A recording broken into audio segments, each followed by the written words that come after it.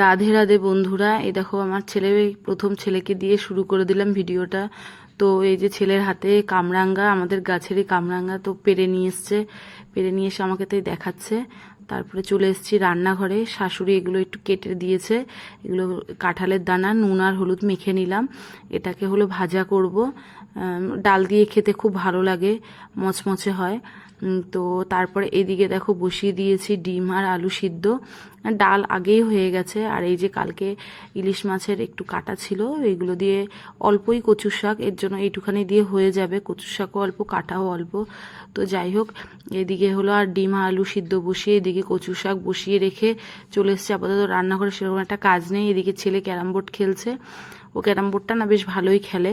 তারপরে এদিকে দেখি এসে বৃষ্টি পড়ছে, দরজার সামনে দাঁড়িয়ে রয়েছে। তা বেরানোর জন্য অনেক চেষ্টা করছে, কিন্তু আমার ভয়ে বেরোতে পারছে না। হ্যাঁ, ও বৃষ্টি আসলেই ও ভিজবে, জলের মধ্যে নাচানাচি করবে, উঠোনে যাবে, এরকম করে। তারপরে যাই হোক আমি ওকে নিয়ে আসলাম এদিকে, বললাম চ খাওয়াবো। তো আজকে একটু ছাতু গুলে দিয়েছি, ছাতুটা ও খাবে। যেদিনকে সকালে ও যেদিনকে স্কুলে যায় সেদিনকে সকালবেলা ছাতুটা দেই না, কারণ ছাতুটা খেলে পরে ও ভাত খেতে পারে না, এই জন্য একেবারে ভাতটাই দিয়ে দিই। তো আজকে স্কুলে পাঠাবো না, বৃষ্টি পড়ছে বলে ছাতুটা দিয়ে দিলাম। তো এইদিকে হলো আবার চলে এসছে আমি হলো ডিম ছাড়াতে, ডিম টিম রান্না টান্না করে, এদিকে রান্না কমপ্লিট হয়ে গেছে, সেটা আর দেখানো হয়নি। তো এদিকে এসে আজকে বিছানার চাদরটা পাল্টাবো। তো ছেলে আমার সাথে সাথে হেল্প করছে। ও এইটুখানি ছেলে হলে কি হবে, ও প্রচুর হেল্প করে আমাকে। তো দেখো ও ঝাড় দিয়ে দিচ্ছে।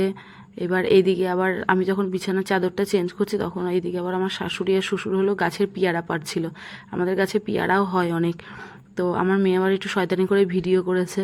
আর এই যে দেখো শাশুড়ি আবার আমার আর মেয়ের জন্য দুটো পিয়ারা নিয়ে এসছে। তো বাই, দেখা হবে নেক্সট ভিডিও।